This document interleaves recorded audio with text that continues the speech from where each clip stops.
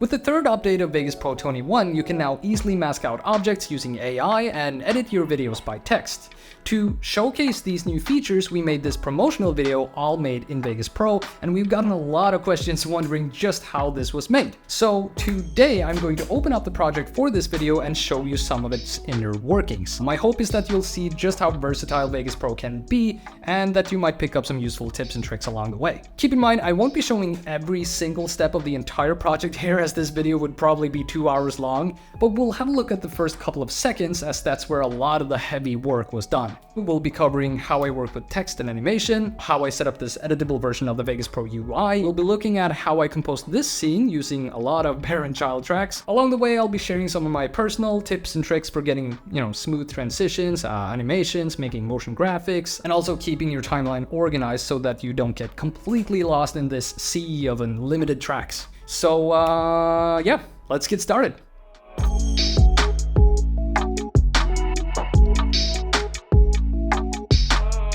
Here you can see the complete project timeline.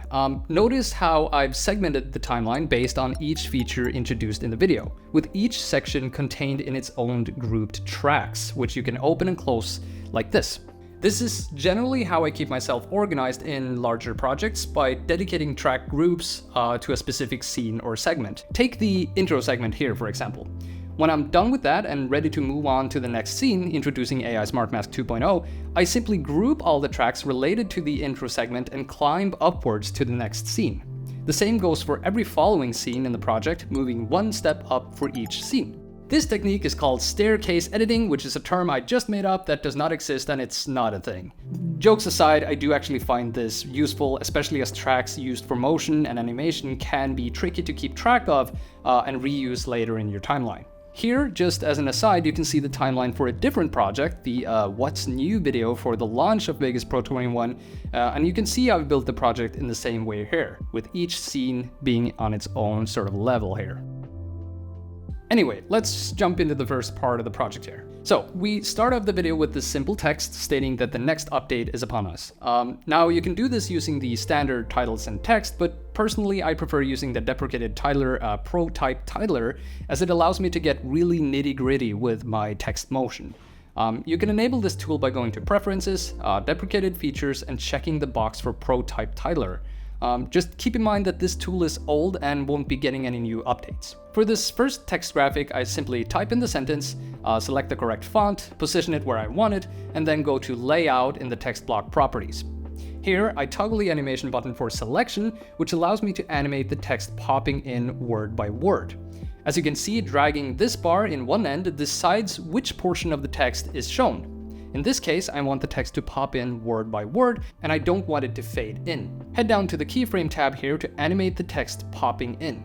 To have a better sense of control when timing the animation, make sure to hit match event length. In the keyframe timeline for selection, I create a keyframe close to the middle, as that's where I want the text to be fully readable. For the first keyframe, I only want the first word, Vegas, to be readable, so I drag that keyframe down, thus moving the right end of the selection bar here and hiding the words from left to right. If I now move the timeline cursor in the ProType titler window, you can see roughly how the animation will play out. In addition to the text popping in word by word, I also wanted to gently zoom in as it initially appears. To do this, I head to the pan crop window of the text event. Here I set the keyframe interpolation smoothness to 100, and then I create a keyframe exactly 4 frames ahead of the initial keyframe. I then click on the initial keyframe and drag the selection box out. This will zoom out the text and will serve as the starting point for the animation.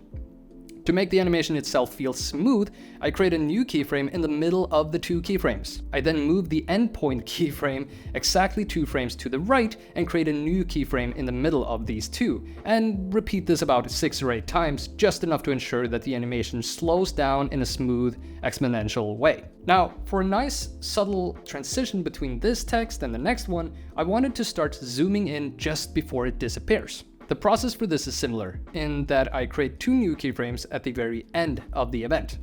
I adjust the selection box of the last keyframe so that it zooms the text slightly, and then I repeat the process of spacing out the keyframes in the opposite direction of what we did for the starting animation.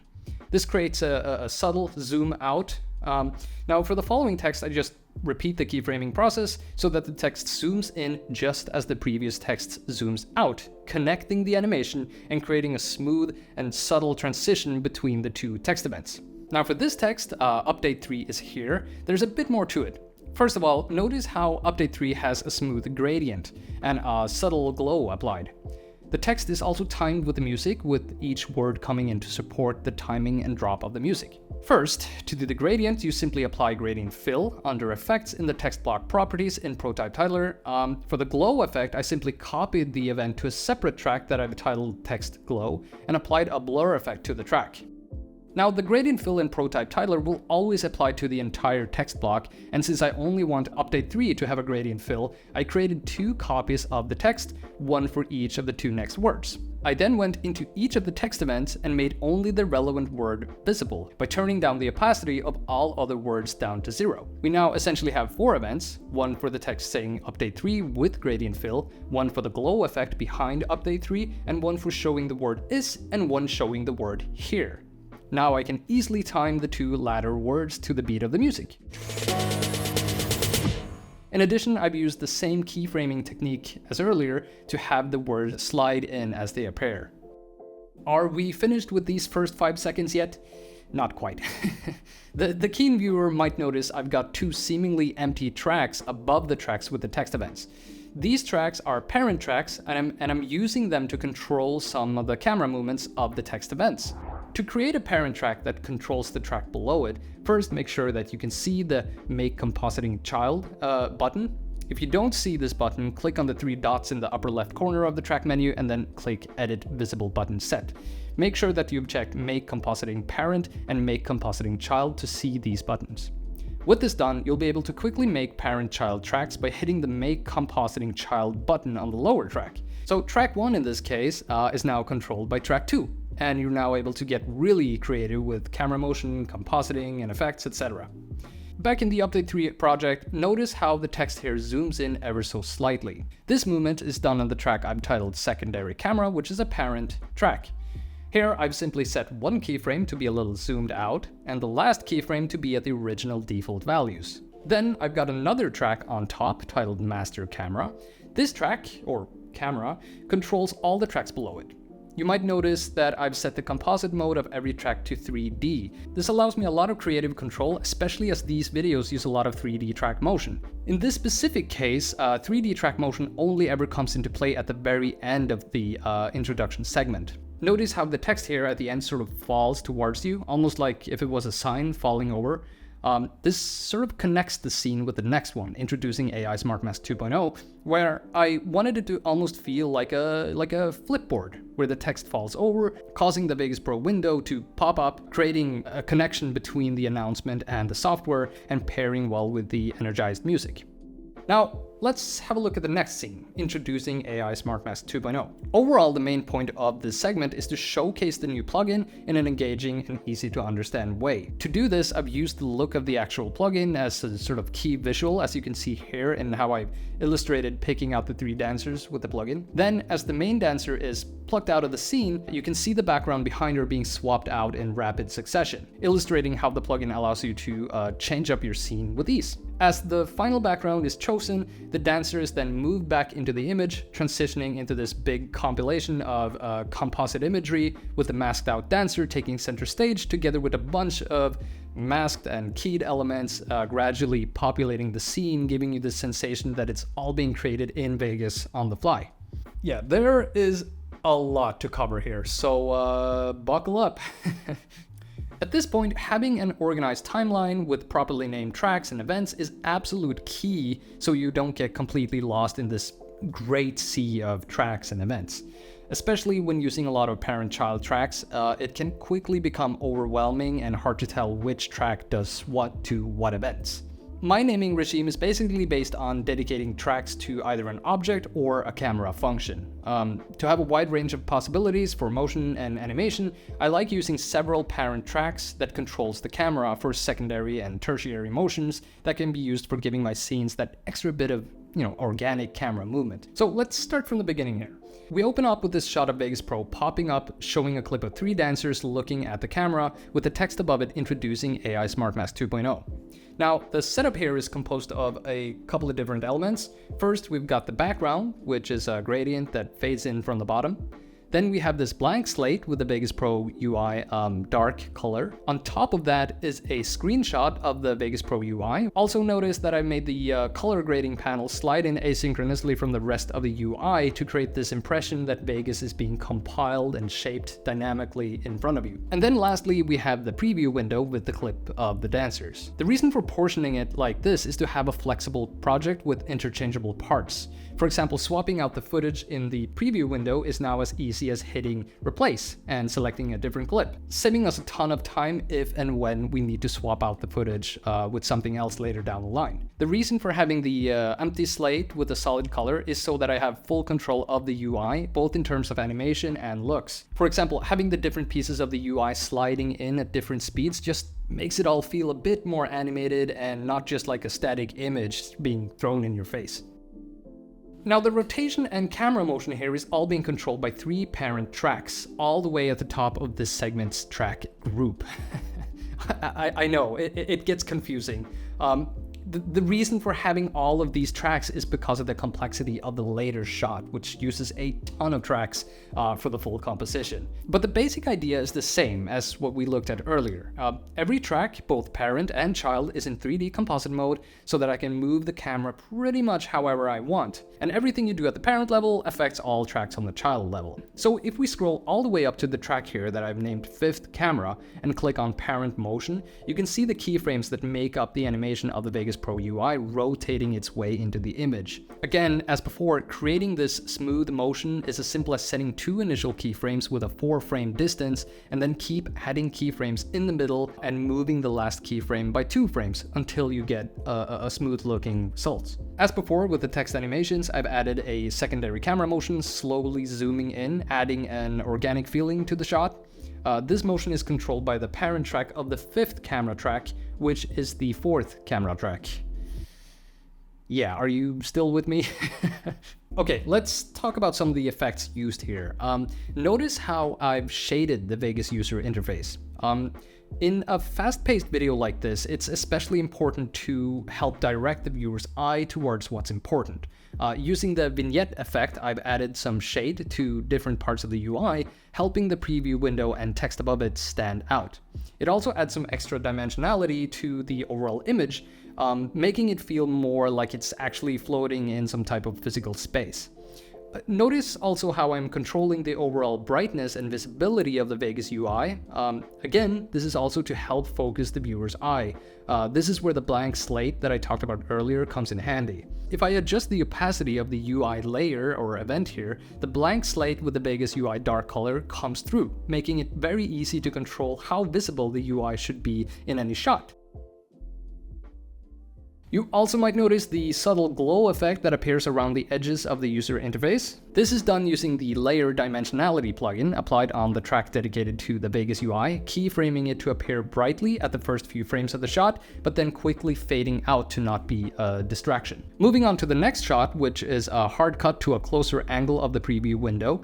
This angle is achieved using the same tracks as before, with the 5th camera controlling the angle of the shot and the 4th camera giving it a smooth pan to the right.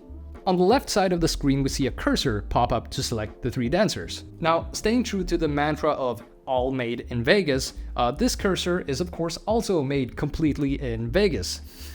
How, you might ask? Simply drop a solid white color from the media generator window, then in the generated media settings, change the resolution so that you have a 1x1 square. In this case, I chose a 1080 pixel both ways. Open the pan crop window and select mask, then choose the anchor creation tool and put down an anchor roughly in the upper middle. Change the X value to be 512, the Y-axis should be at 0. Then put an anchor in the lower left corner, the X value should be set to 0 and the Y value should be 1080. Put down an anchor in the lower right corner, here both Y and X should be 1080. Complete the mask by connecting the last and the first anchors. Then select the split tangent tool, click somewhere in the lower middle of the mask, make sure the X value is 512, then select the normal edit tool, Hit this button so that you lock your movements only to the y-axis, and then move the split anchor upwards to where you want it. To round out the bottom of the cursor, switch back to the split tangent tool, lock your movement to the x-axis, and then simply drag one of the handlebars horizontally to somewhere where it looks good. And there you go. That's a cursor graphic all made in Vegas.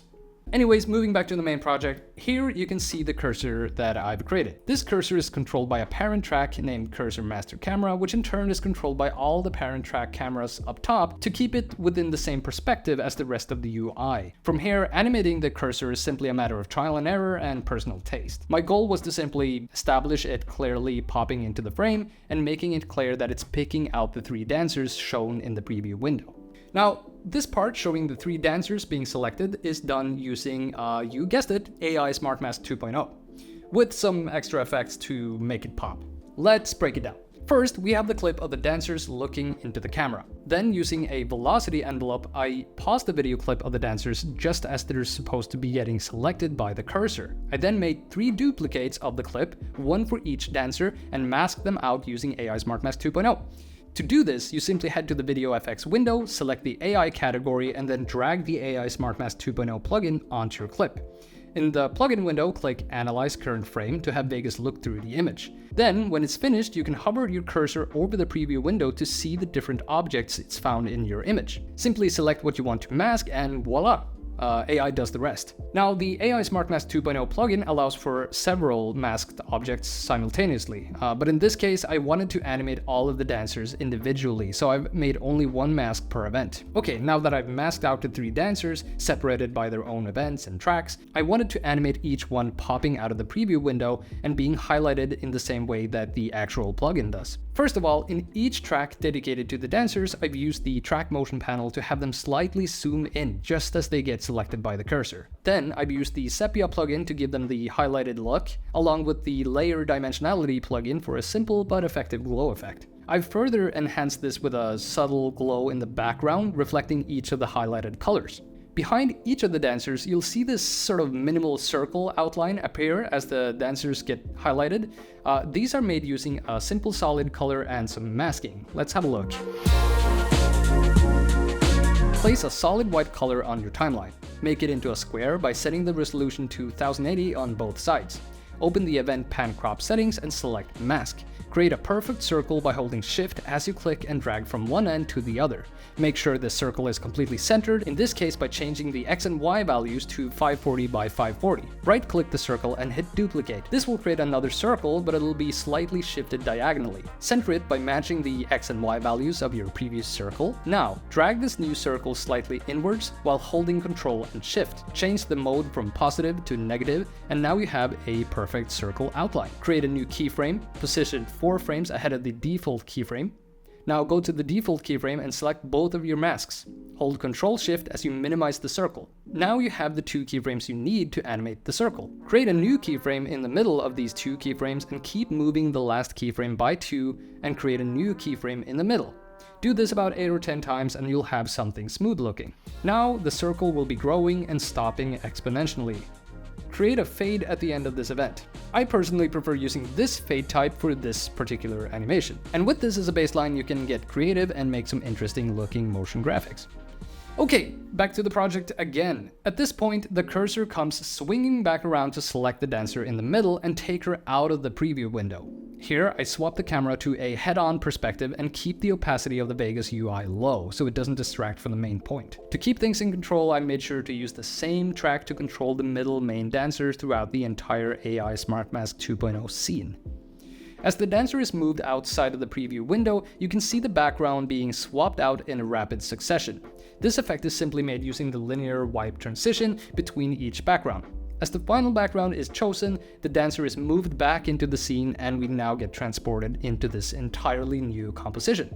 Now, this whole shot is definitely the most demanding shot of the whole project, as it is composed of a lot of different elements. There's the dancer, there's the background, the tropical elements like the trees and waterfalls. You've got this retro-style sun in the background, this mountain, birds flying, clouds. Yeah, there's a lot of stuff. So let's try and break it down. So the whole point of this shot is to show an interesting scene being compiled, made possible using the new AI Smart Mask 2.0 and just Vegas Pro in general. personally, I also wanted to challenge myself in creating some type of complex surrealistic composition. So let's look at the first frame here. We've got the dancer picked out from the previous image. She's got the selection highlight, the blue tone still applied, again done using the Sepia plugin. You might notice she's wearing different clothing, since this is masked out from a different clip that I thought suited this scene better. Notice she's got the nice looking aura around her, which helps in making her look less flat and cut out like. This is simply done by copying the clip on a track below, and on that event applying some heavy blur for the glow effect, some brightness so that it doesn't look too shadowy, and a big boost to saturation to really make it pop. Now I'm using a warm gradient in the upper right corner here, almost like a flare type transition, to better connect the cut here. This is made using the media generator color gradient. You might also notice that I'm using the circle outline animation here again in a bunch of different ways to create, this impactful feeling as the dancer is dropped into the scene. Now, this is where things get interesting. As the image zooms out, you see new elements and objects being added to the scene around the dancer. Now, first things first, these elements all come from Vegas' own stock media library. You simply head to the Vegas Hub window and click on stock media. This is of course a huge time saver, especially as you can find a lot of pre-keyed clips or clips with green screens. This makes it easy to insert and key out using the chroma keyer. Notice how some of the elements sliding in have the Vegas Pro UI applied on top of it. Going back to what I was saying before, this helps in making it feel like the shot is being compiled in real time. Now these elements are of course inspired by the Vegas UI itself, specifically the Bezier masking plugin. And of course, this graphic is also made completely in Vegas Pro, so let's have a look. Again, using generated media solid colors and a reference image of the actual plugin UI, I recreated it so that it could be used for this specific shot in the video. I won't go through the whole process, but basically I started out with the rectangle at the bottom and then added each of the dots and UI elements individually through careful use of position coordinates to align everything the way it should. Resulting in 13 individual solid color events that make up this final graphic. The benefit is that I now have complete control over how it looks, the colors, the size, and since it's all based on generated media, I won't lose out on any resolution if I ever decide I want it to be bigger. Now back to the project. Each element that pops into the image is animated with its own dedicated parent track. Take the birds in the background here for example. Their animation is controlled by this track named Birds, controls size of object and UI. This name indicates that the parent motion of this track controls everything related to the birds, including the UI. Now the track below, named Birds, controls size of UI, indicates that it controls the UI that we just made. So if I go into the parent motion here and increase the size, you'll see the UI grows as well. Now the same setup goes for pretty much every element in this scene, where each element or object is animated with its own dedicated parent track so that I can easily resize or add or remove the UI element to what fits the overall image. You'll notice I don't use it on every object as the image would become just too packed. So with the UI elements alone requiring 13 tracks per use, you can easily see how the amounts of tracks here starts to add up. Luckily, Vegas allows you to use unlimited set of tracks. So, as before, all of these parent tracks and child tracks are controlled by these upper level parent tracks. Again, every single track compositing mode is set to 3D, which is my default when creating videos like this, as it allows me to dedicate a couple of tracks at the top to control everything happening below in the same 3D space. So for example, clicking the very top parent track of this segment that I've named 3D Master Camera, you can see how I can easily reframe and shift the perspective of the entire scene in 3D, allowing for some very cool looking scenes. Notice here how the text doesn't move, as it's not being controlled by the 3D Master Camera, it's just sitting there, all by itself, on a separate track, alone, and crying. In this case though, I kept the fancy 3D motion to a minimum, using these tracks pretty much only for some simple secondary camera motion, but having this set up beforehand really gives you a lot of flexibility. So that's it for today's video. We covered a lot of things. I know that I've had to skip over some stuff to keep this video manageable, but please don't hesitate to comment below if there's anything you'd like to know more about, or if there's anything you'd like me to cover.